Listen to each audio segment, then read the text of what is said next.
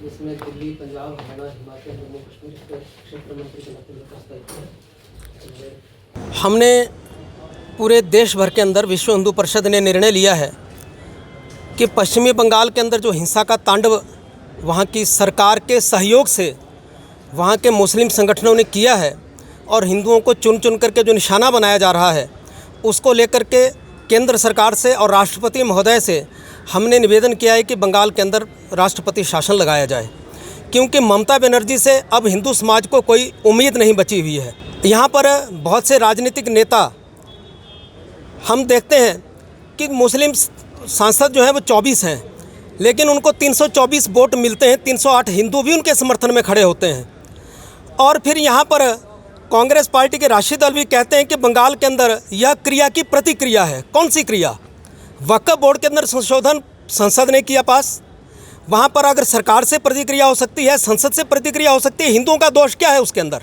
हिंदू घरों को चुन चुन करके वहाँ पर जला देना, महिलाओं के साथ रेप करना और उनके साथ कंडीशन ये लगाना कि आप हमारी अपने इज्जत हमें सौंप दीजिए, हम आपके बच्चों को, आपके पति को छोड़ देंगे, ये कौन सी प्रतिक्रिया है? किस प्रकार से बैकफायर किया जा रहा है राजनीतिक नेताओं की तरफ से ऐसे जिहादियों को, ऐसे जो उग्रवादी तत्व हैं उनको? यह एक शर्मनाक बात है और हमें अब पूरा विश्वास हो रहा है हिंदू समाज को कि वहाँ पर ममता बनर्जी सरकार जो है वो हिंदुओं की रक्षा सुरक्षा में विफल हो गई है।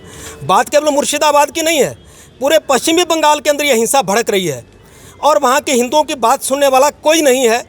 होना तो चाहिए था कि जो हिंदू विस्थापित हुए, जिनके ऊपर अत्याचार हुआ, ममता बनर्जी उनके जख्मों पर मरहम लगाने के लिए वहाँ पर जाती, लेकिन ममता बनर्जी उन्हीं जिहादियों को, उन्हीं मुल्लाओं को, उन्हीं उलेमाओं को इकट्ठा करके वहाँ पर उनके साथ सम्मेलन करती है और वहाँ पर कहती है कि कोई बात नहीं, यहाँ पर वक्फ बोर्ड के संशोधन बिल जो है पास नहीं होगा, यहाँ पर लागू नहीं होगा।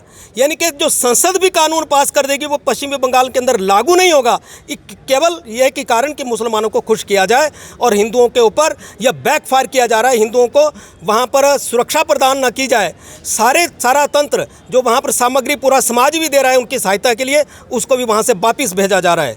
ममता बनर्जी की फोर्स और वहाँ पर एडमिनिस्ट्रेशन कहता है हमारे पास दो। जब हमें आपके ऊपर विश्वास नहीं तो आपके पास क्यों दें?